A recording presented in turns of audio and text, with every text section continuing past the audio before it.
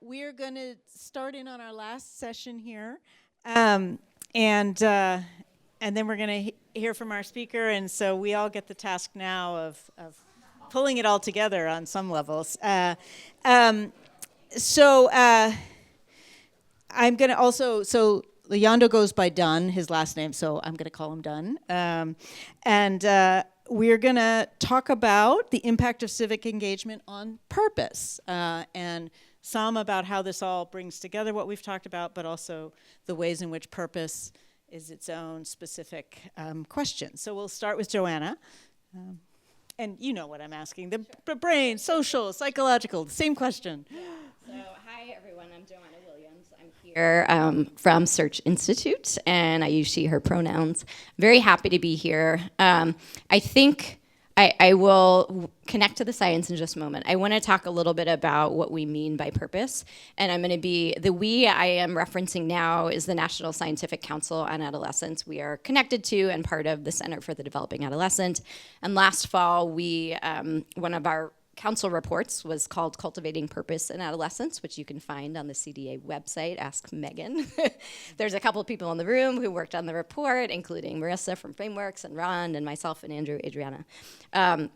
So we talk about purpose in that report in a particular way. I don't want to miss what I wrote in my notes, as a self-organizing and forward-looking life aim.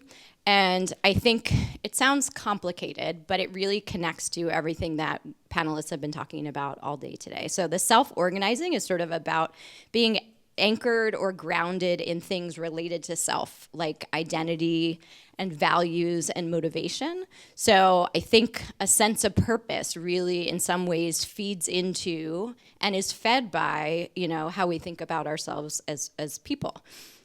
So for adolescents who are doing a lot of identity exploration, which is tied to values and beliefs and behaviors, I think there are really clear connections there from a developmental perspective to a sense of purpose.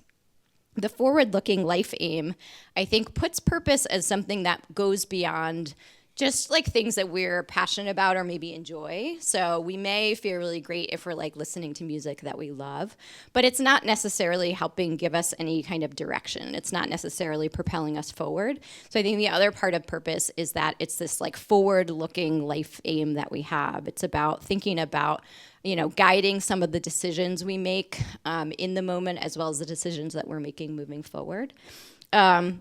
The other piece I think it's really important for us to have a shared understanding about is we can talk about like having a purpose in life, purpose with like a big P, and that can be really overwhelming.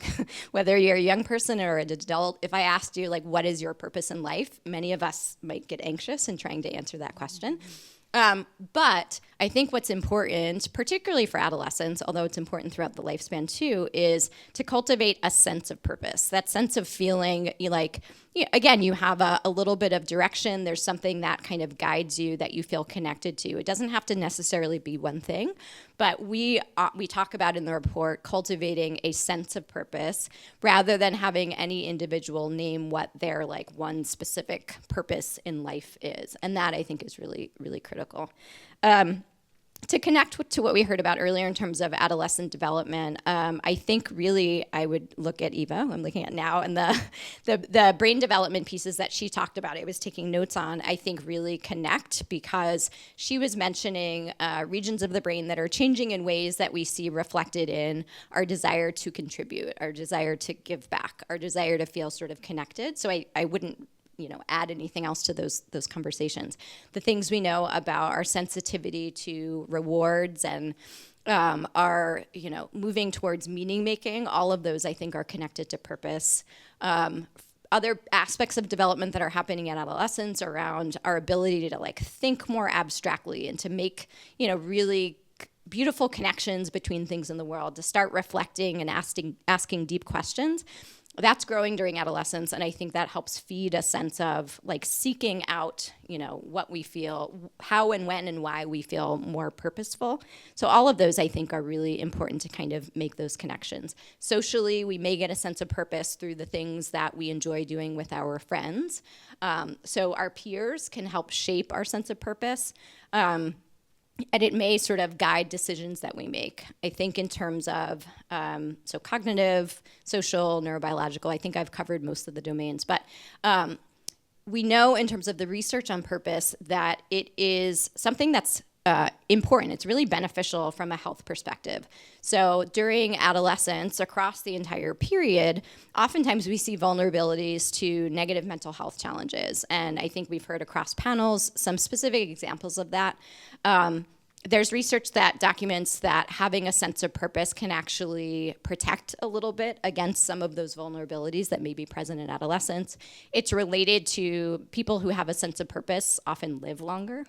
They often have stronger social connections and social networks too. So adolescence, I think, is like the critical period for helping to support and cultivate, and we'll get to hear about that from my co-panelists, but it's also something that can benefit all of us throughout the lifespan too. Can I ask just a quick question? We often see the word meaning thrown around as something to aspire to, like having purpose. Is it the same?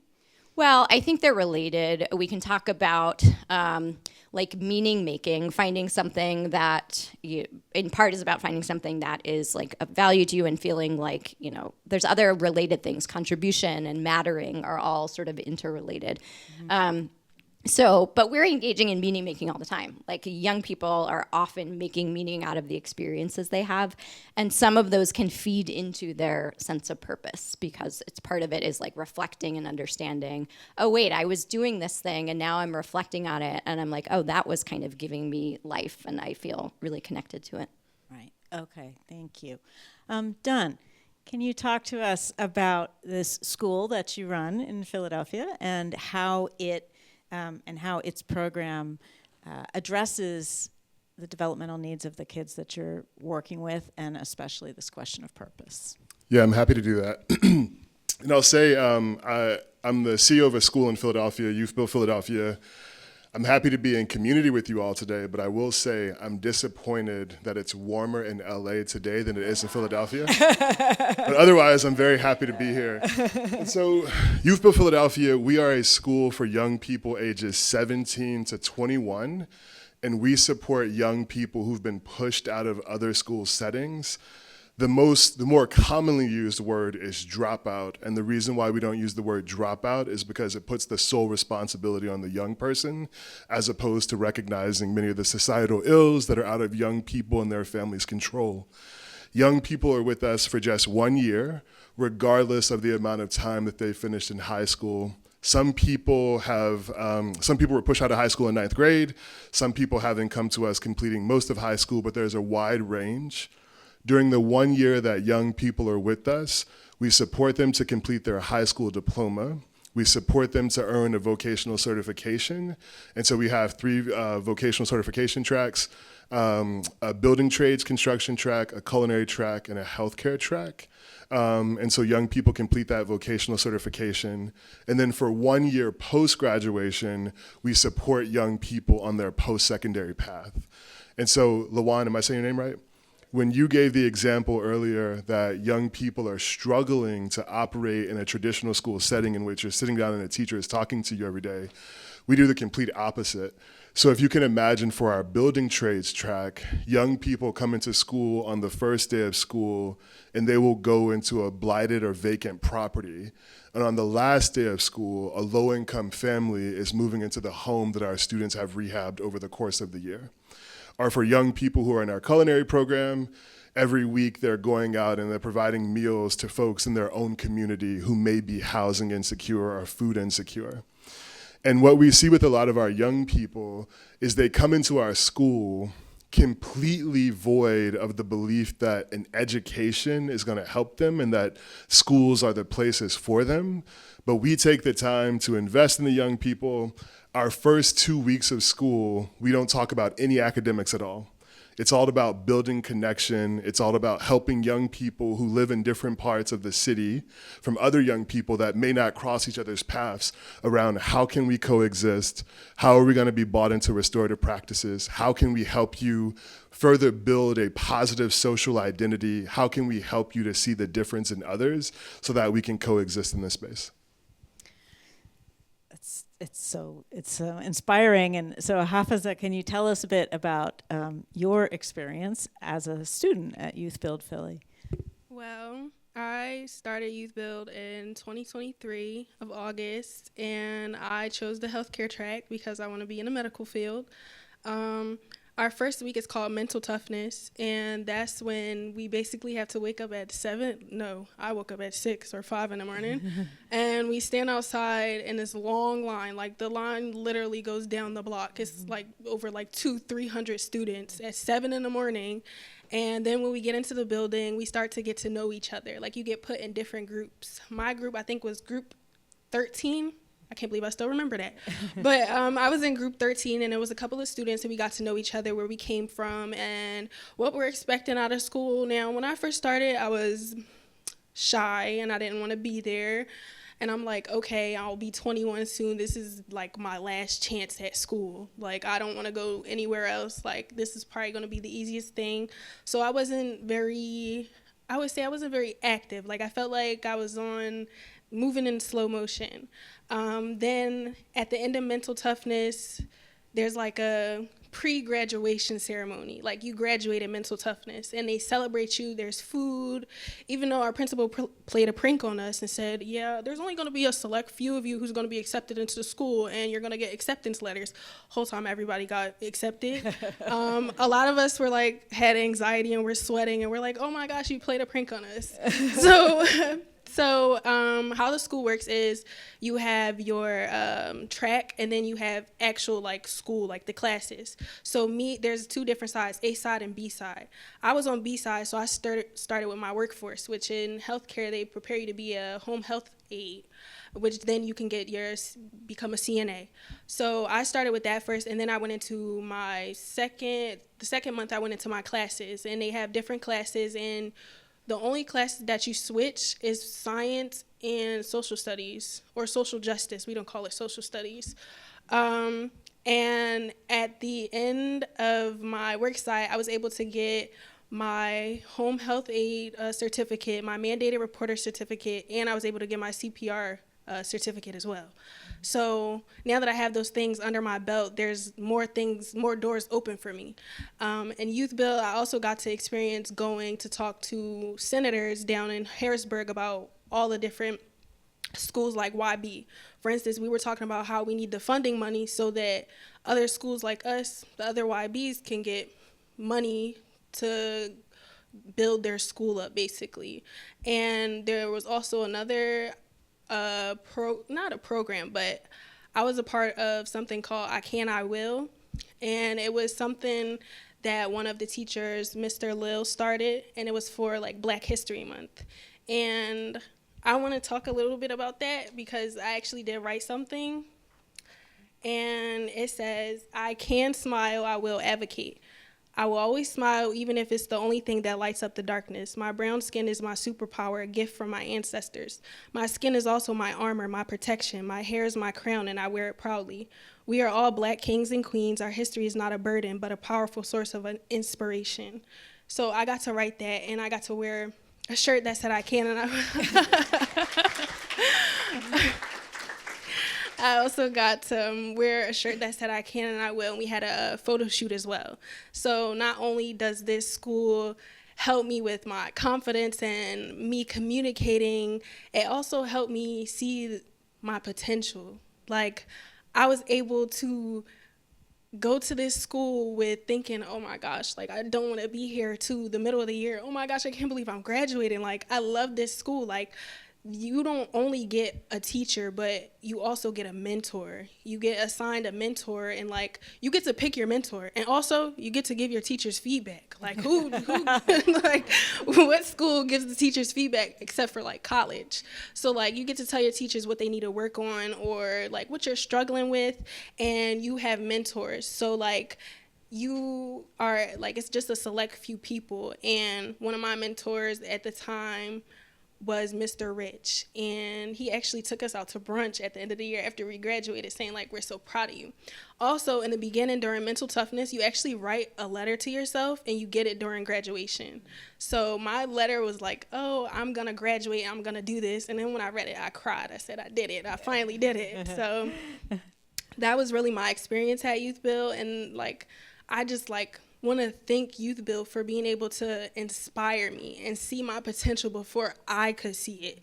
And that's like amazing. The fact that they treat you like family, like it's just like they do so much. I could give y'all a long list and sit here and talk all day, but that was just my experience. Thank you. That's wonderful, and what I hear you saying is that you did find a sense of purpose and identity and belonging and all of the things that we talked about. Yeah, yeah. Dunn, can you talk about a little bit more about the mentoring program and how you help the scaffold and to provide these things that we've been talking about today as being Yeah, we provide a lot of supports, and so research has shown that when young people have a positive adult in their lives, it supports their development. So all of our young people are paired with a mentor. So we have about 65 staff, and every single staff mentors a group of 3 to 4 students. And even myself as a CEO, I mentor a group of students. And in addition to the mentorship that we provide to young people also receive regular access to mental health clinicians and counseling. And on top of that, we also have a team at YouthBuild that's called our Success Team. And we have every group, we have 6 student advisors who are supporting our young people, both as it relates to being able to complete their academic and vocational coursework, and then also supporting young people with removing barriers. And so I think what I see in schools in major urban cities, there's this expectation that young people will walk into the door, pick up the pencil, and answer question number 5. Young people cannot do that if their basic human needs are not being met. And so at YouthBuild, what our student advisor team does, and they do it very well, is we support young people with removing barriers. That may look like supporting a young person who is housing insecure. That may look like helping a young person who has a child to find childcare. That may look like helping a young person who is in a domestic situation find a better situation to live in and be in. And so one of the things that's my responsibility is to fundraise, because we recognize that there are social systems in place to support young people.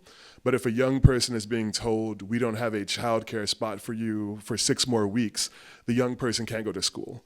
So as a school, what we do is we will pay for that childcare for the 6 weeks so the young person can come to school and there's not a barrier for them to access their education. That's great. That's great. Joanna, how does what you hear about YouthBuild Philly speak to what you know about the importance of purpose and these other elements of adolescent development? Yeah, so I think it goes well beyond purpose, as we just heard. I think you're providing holistic support to young people in communities that is comprehensive, and at the same time creating spaces that potentially can foster a sense of purpose. And I'll come back to that in just a moment. I think as well what YouthBuild Philly is doing is meeting a whole host of important developmental needs and supporting young people's developmental competencies. So when you were talking about giving feedback to teachers, that is about sharing power and, agency and autonomy and asking me what I think rather than, just assuming that you're doing a good job and that I'm learning something. And that is all part of what adolescents need developmentally. I think some of what we know about purpose, oftentimes people are looking for what are the, the really easy ways that we can cultivate purpose. It is different for everybody. Everybody's pathway towards, feeling a sense of purpose is going to look different. But there is some convergence, and I've learned this from my colleagues who really are sort of deep in their knowledge of the purpose research, that when you ask people what sort of activated their sense of purpose, there are about 3 different pathways that people often name. And one is about proactive exploration, so being able to try new things, have new experiences, and being given opportunities to then reflect on what clicked and what didn't click is how some people sort of cultivate purpose. And I think in YouthBuild, there are different tracks and opportunities, as well as you get to sometimes be out in the field, and then sometimes you're in a classroom and you're getting a sense of, trying things that might not have otherwise been available to you. Being able to reflect on experiences, thinking about like what matters to you and why. I think it's important that for a young person, like career and purpose are not always one and the same. They can be really well aligned, but you may find purpose in being able to, be part of your family. Like family can give you a sense of purpose. And so the experiences in YouthBuild, I think that young people have opportunities to learn career skills that are going to be important for just general social capital and, resources and, advancement and things. But there's probably lots of different ways that are supporting their sense of purpose through community and connection and, discovering themselves.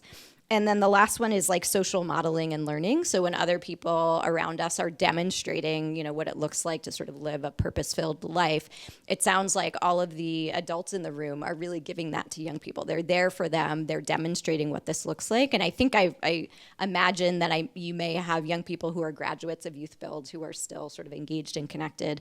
And so for young people to be able to see examples of adults who are invested in them, for many of the adults I imagine who work for YouthBuild, they're doing it because it sort of aligns with their sense of purpose too. So I hear all of that comprehensively being represented. So it's available for young people to nourish and nurture that sense of purpose. It's striking that, in the previous session we talked about the risk of negative trajectories, and what you are doing seems to be changing that for kids who have been pushed out of school for whatever reason and who are, and so I just wonder if you wanted to speak to that question at all, either of you, your own experience. I can say that I know they don't like using the word dropout, but I actually did drop out of school. I was in 11th grade, literally on my last little leg before I graduated, and I'm like, my mental health was like not really there, and I wasn't getting the help that I needed. And mental health is a big thing in my generation.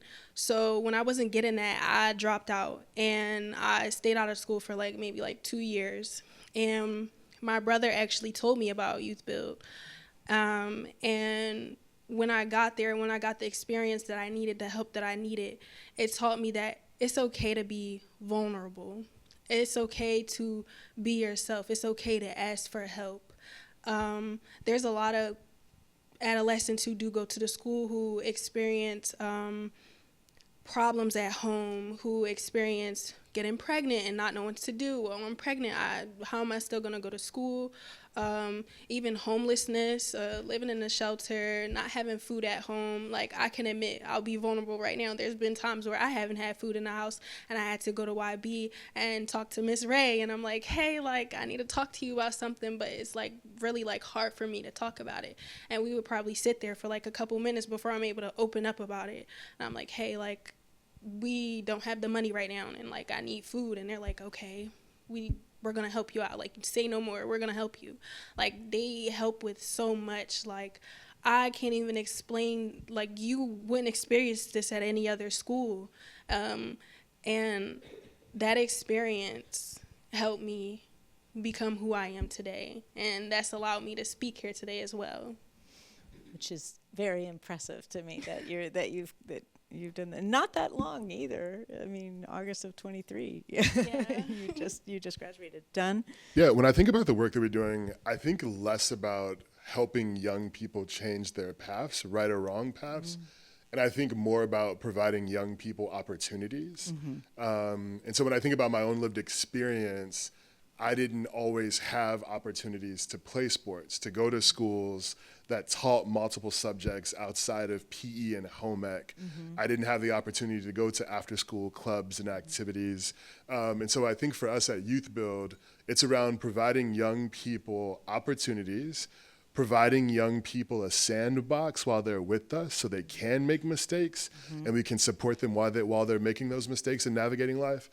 And I think the other thing that's really important to me based off of my lived experiences, and something that breaks my heart every time I hear a young person say it, and I once said this as a young person myself, but when I hear young people say, I want to graduate from school and I'm leaving the city that I call home, not for the purpose of exploration, but because they believe that is the only place that they can find safety and stability and a better life.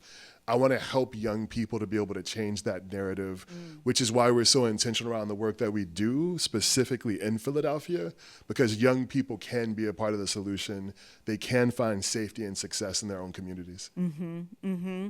I'm reminded, and Joanna and I were sitting at the same table, but so in our conversation just before, we were talking about first of all, the idea that not everyone gets the same consequences when they take risks or explore, and so I think it sounds to me like you're doing the work of making sure everyone, you said, can make mistakes or can grow, because all kids are developmentally the same, going through the same things, and I wondered if that struck you and if you wanted to speak to that, Joanna. And also vulnerability. We were also talking about vulnerability and how important that is, and I appreciate you bringing that up.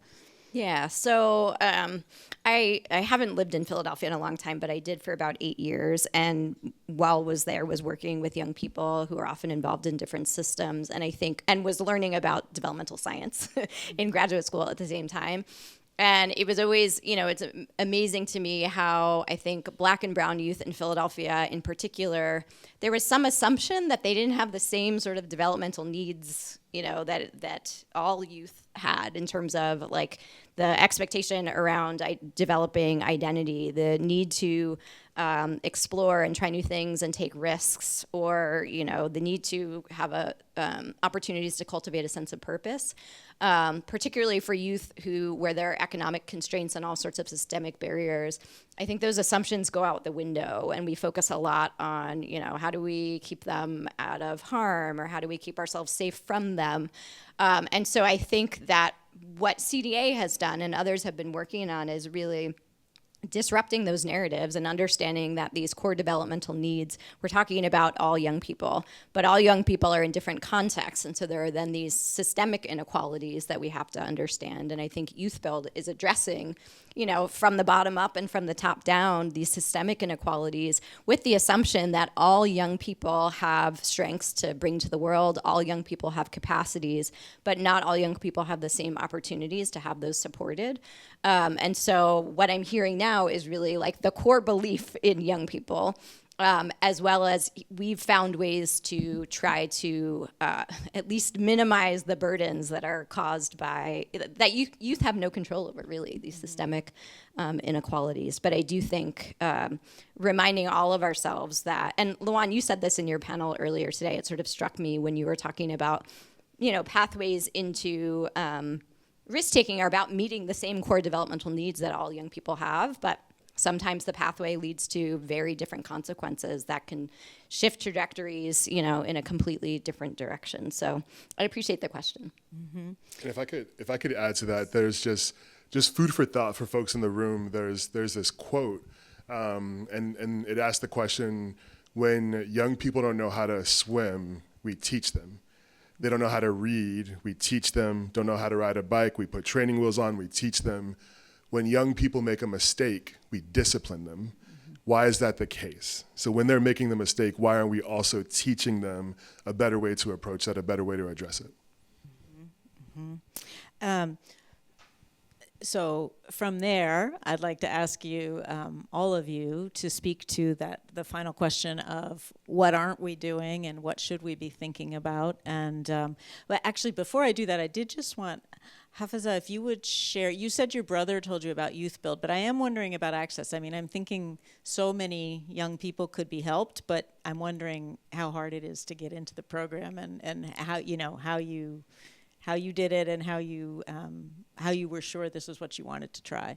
Okay, so first, YouthBuild does have social medias, and a lot of us are on social media, so that's a good use of digital technology. Yeah, right? So my brother found out first, and then when you sign up, you put your information in, and they say they have info sessions where they tell you about YB and what you're going to do there and the different tracks and everything. So you show up on a Tuesday. It's always on a Tuesday.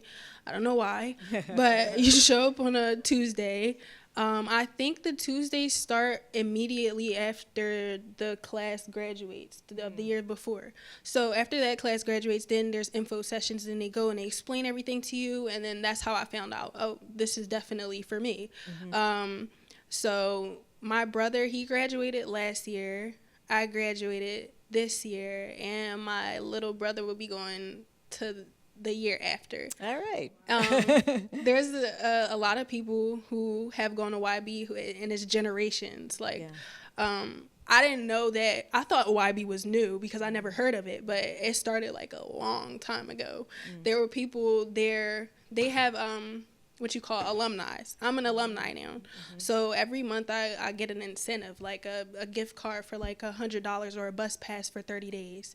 The gift cards is like Walmart, Amazon, Target, just to like help you get on your feet, like if you need it, like if you need to buy food or clothes or whatever. So, but you have to check in with your mentor. Now your mentor that you get is not the same mentor that you had in school. It switches. So you get a different mentor, and you're now an alumni, and you can also apply to be like in the alumni suites is what they call it. You can apply to work at YB as well. All right. So yeah. If I can quickly add numbers, so the school district of Philadelphia this past school year estimated that 5,500 young people disengaged from school. And we know some of those young people might have gone to private school or gone to elsewhere, but that's not where most of them are gone. And so there's a very big number. This past enrollment cycle for us, we had over 1,500 young people apply to join our program, and we had space to accept 275. So we have been incrementally growing, and I hope that 30 years from now, we're having a mission crisis because we're no longer needed, but we are trying to figure out how can we serve and support as many young people as possible.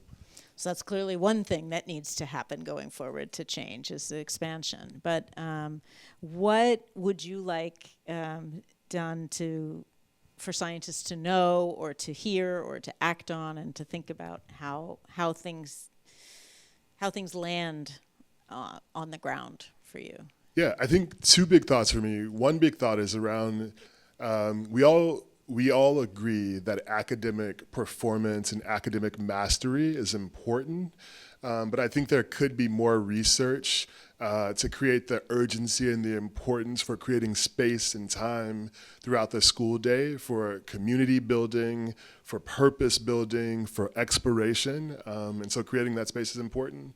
And then I think the hardest thing about being an educator, the question that we're consistently grappling with, is the balance between teaching young people how to go out and navigate the world the way in which it is, while also supporting young people to have hope and work to make the world the way they want it to be. Mm-hmm.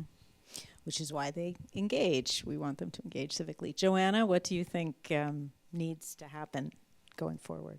This is a big question. One, I also want to just shout out my, I'll call her a shero, Karen Pittman, who's right there. 'Cause every time I hear you talking about young people and communities and changing them, we were having breakfast this morning and talking about the thriving communities need thriving youth, and thriving youth need thriving communities. And so when we are supporting youth, they then can contribute back and make that kind of change. And I love that dynamic as you sort of are envisioning, the power that young people have. I think, as from a science perspective, understanding a little bit more about, what we might need in terms of just cultivating that sense of purpose. Understanding too, in traditional educational spaces, oftentimes when kids get to high school, we're asking them these big questions like, what are you going to do with your life? That's not the same as cultivating a sense of tell me a little bit about the past month. When did you feel like a little bit of sense of connection or purpose or whatever? So I think helping practitioners understand what it takes to cultivate and how we can overwhelm people by asking them to figure out, the rest of their lives when they're 15 or 16. My colleagues, Tony Burrow and Pat Hill, who were leads on the purpose report that I mentioned, right now are engaging in some really cool work where they are connecting purpose and contribution, and they are giving young people some resources, monetary resources, to be able to engage in some sort of contribution determined by the young person themselves. in their, it doesn't have to be, you know, it can be anything. The young person just has to say, this is what my plan is for how I want to contribute.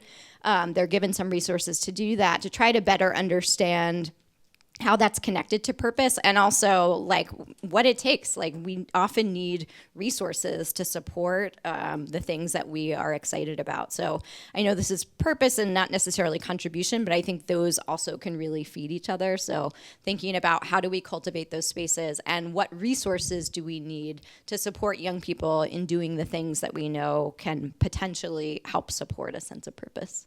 Mm-hmm. Yes, and I'm struck, I mean, everybody in this room is involved in one way or another with this work on young people and thinking about it. But I've been since my work is to talk to the outside world, it's amazing how few people understand that young people do well with when they contribute, and that they can contribute, and how much they can contribute, and all of that. And so we have to remind ourselves of just spreading the word is important. Please. YB also has something called service hours, and we have service days where we go out into the community and we help out, whether that's repainting a school. We did that for MLK Day. We helped paint a school and get the classrooms right for the kids, and there were also kids there. So seeing like the little kids run around and helping us paint and restructuring the classrooms and stuff like that, that was amazing for me. As well as we also, there was another service day where there was like building a garden, I think. Building a garden. I wasn't there for that one. I just heard from a couple friends. But they have service hours, and we have to build up those service hours, and they have to be 300 service hours. So you get those service hours when you're on your work site. You get 1 hour when you're in the class. One service hour when you're in the classroom, and also service days. Now, service days, you can go on service days to make up the hours that you missed. So another thing is, YB doesn't penalize you for missing school like some schools do. I know that if you miss a certain amount of school days, that they will send you to truancy court. So YB doesn't do that. As long as you like communicate what's going on, you could miss like a week of school. I remember I missed a week because I was dealing with some mental health. I came back, they were like, "Are you okay?" They sat me down, they talked to me, and they were like, "Okay, here's what you can do to make up your hours since you missed some days." And it was a service event, and I feel like that's great for the youth because we get to be involved with our community, and being involved with our community helps us find purpose. That's why I am now a part of a nonprofit in Philadelphia called Philly Youth Make a Change. And we're actually gathering the youth to help make a change in our home, instead of just like Mr. Dunn said, just leaving our hometown because we feel like we're unsafe or anything. We want to make it safer, and we want to help the younger generation get on the same type of time that we're on. So, yeah, they helped me a lot with That's finding great. purpose. I love to hear that. I am, by the way, Philadelphia is my hometown as well, so I'm really glad. Yes, yes. So I'm so glad that you're staying put and you're doing good things there. That's great. Thank you all, and thank you.